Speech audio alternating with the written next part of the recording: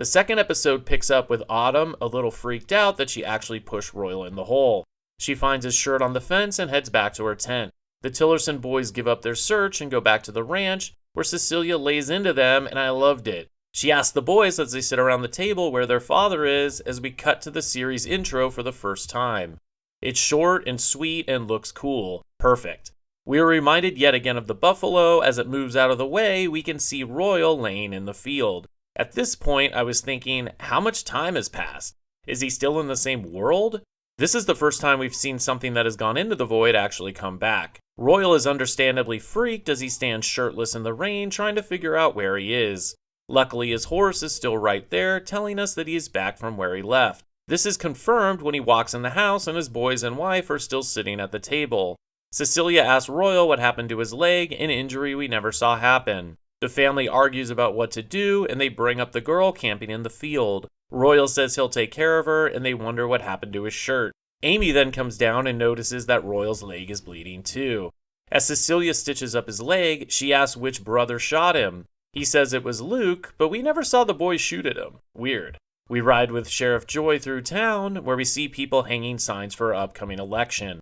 She is heading to the Tillersons, where Luke is upset that she doesn't seem to be investigating. He threatens to put their support behind the other candidate for sheriff, and that seems to get her attention. We also learn that Luke may be gay, which may or may not factor in down the road. Rhett heads into town to ask out Maria, and to also make sure she won't tell anyone she saw him and Trevor fighting the other night. She'll definitely be marriage material if she still stays quiet when she finds out Trevor is missing. Royal and Perry drive into town to meet with a lawyer about the land issue with the Tillersons. On the way, Perry says he believes in fate, that there are no accidents. Royal says he doesn't believe in fate, but he also seems unsure about it now. This conversation is important because from what we've seen so far, the show seems to be implying that time is a flat circle and deterministic. Royal saw the future, then it played out exactly as he saw it. That seems a lot like fate. I'm sure a big question throughout the series will be, can they change anything? At the lawyer's office, they look at the higgly-piggly map, and he tells Royal that he doesn't seem to have a case, and he's going to have to give up the land. The Abbott Ranch rights were assigned in 1878, and the Tillersons' rights were assigned in 1872, so 6 years earlier. The honest Todd Barney shows Royal the map where it looks like he is encroaching on 600 acres of the Honeyfugler Tillersons' land. What jumped out at me, though, was the dark smudge mark on the map, where it looks like something was erased or redrawn. My earlier theory was that the paper Royal threw into the void traveled to the late 1800s or sometime earlier, where the Tillersons were able to use it to change the maps so they would have the rights to the field with the void when it reappeared. That's why Wayne Tillerson is going after the land now. He heard the noise and saw the birds and seems to have been waiting for the void to reappear so he could claim rights to it. It also means that whoever started the ranch in Cecilia's family all those years ago may have known about the void and took measures to keep it on their land too in order to keep it a secret. Back at the house, Perry tells Royal he should just give the land over, but Royal does not want to give in to the Tillersons, because he knows they are evil and could destroy the world with access to the void. He tells Perry a story of a Tillerson ranch hand that got gored by a bull, and instead of shooting the valuable bull to save the ranch hand, he let the ranch hand stay gored until help got there and he died. Royal knows that Wayne would exploit the land and the void. That's when we finally get the confrontation we've been waiting for, Royal and Wayne. And I think they may have set a record for the most grunts in a single scene. Luke meets Royal at the door and asks him what happened to his leg. So now we know it wasn't Luke that shot him, at least not in this time. As they sip their clamato, they talk about the land. They both are wondering why the other person wants that exact land so bad. Wayne tells Royal that in the 80s he got really into erotic art. He wanted something spicy, something gooey, something to get his ticker going around his home. But it didn't work. He realized what he really wanted was what he didn't know about, the things hidden from him, a new frontier. And he knows that this is on the Abbott's West pasture. The knowledge of the void must have been passed down through the years to be sure that someone in the family was ready when it reappeared. Wayne also tells Royal that he's always been shifty ever since the day they met. Okay, here we go. What happened when they met? Have they always known they were destined to be rivals about more than just ranching? Back at the Abbott's ranch, Amy wants to go for a hike, and I got a bad feeling as soon as Cecilia agreed to let her go. We catch up with Autumn, who is also out hiking, and she sees the same symbol she's been drawing in her journal up on the rock wall. That's when Amy finds her out there and asks her why she's here. Autumn says she doesn't know, but she just knows she's supposed to be there. Just like Royal knows he has to protect the Void from Wayne. Amy tells Autumn that the symbol looks just like the Abbott's brand that they put on their cattle, a kind of sideways A with no middle line. Autumn tells Amy she's been drawing it for years without knowing what it meant. When Autumn realizes Amy is an Abbott, she seems to be watching to see if she's upset about Royal because Autumn thinks Royal is gone for good. But Amy tells her that Royal was acting weird, which lets Autumn know that Royal is back from the Void. Amy says she likes Autumn's necklace, and we are shown and reminded of her Blackstone pendant yet again. I wonder if there is power in the rocks around the Void. Like, they give you small glimpses across time. That's why Autumn sees the symbol and felt like she had always known Royal. And Wayne gets flashes through time from his rock, helping him to get the edge on everyone. But it can only be mined when the Void appears, so there's just a short window. Autumn goes to the front gate and sees the Abbott logo as her symbol when she turns her head. She smiles, knowing she has finally found where she is supposed to be. While she's there, Royal goes by her tent and gets his shirt back. He also sees that she has stones and rocks from the land, along with some kind of medication. Royal then rides out to the Void and tosses his shirt in. Shouldn't he have known at this point where it would go? But before we learn where it may have gone, the family is about to eat dinner where Royal wants to pray for what seems like the first time.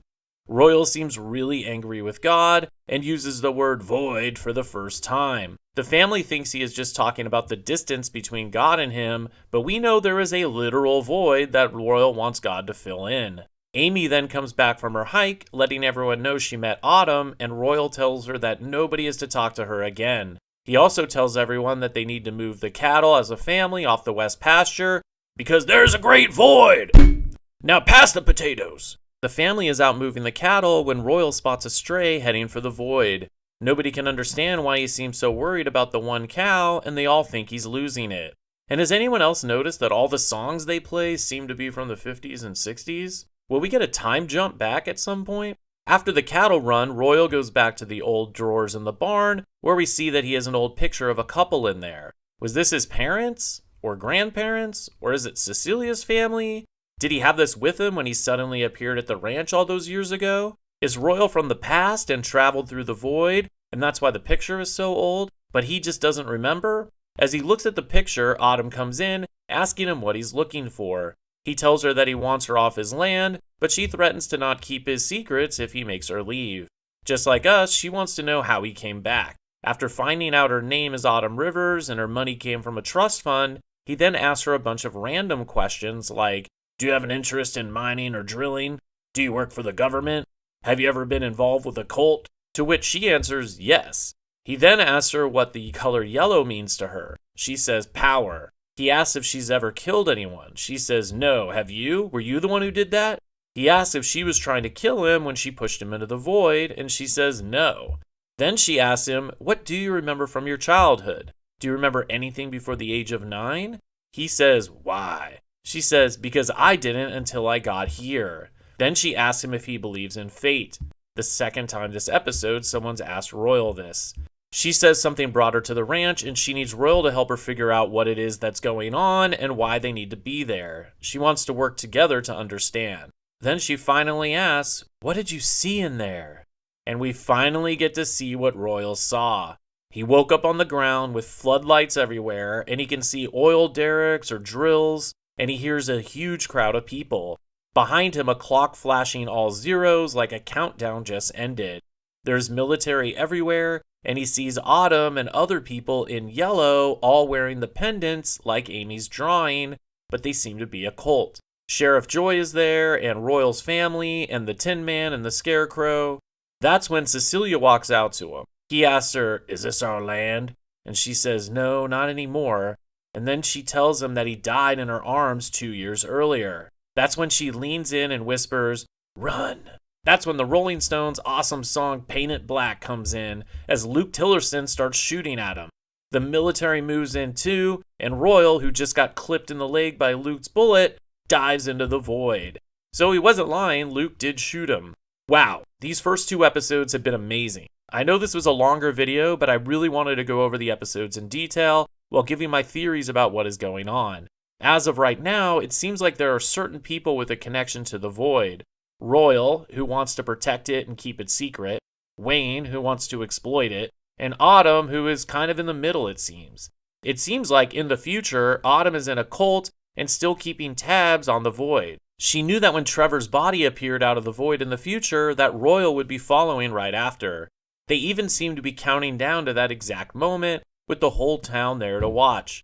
We don't know exactly how far in the future it was, but we do know that Royal had been dead for 2 years and died in Cecilia's arms. And everything we know to this point tells us that we will see this play out, because so far it doesn't seem like anyone can change anything. It also seems like only certain people can travel through the Void, because I have to believe that they did tests on it or sent people in with ropes around their waists or something, right? Or at least stuck their hand in and saw the future. And can you only see the future, or can you see the past too? Hopefully we get answers to all these questions, and I at least know we will enjoy the ride. As always, if you enjoyed the video, please consider leaving a like and subscribing, as I'll be back each week with another breakdown on Outer Range as well as other shows. Thanks again everyone for watching. I'm Brent the Middleman, and I'll see you next time.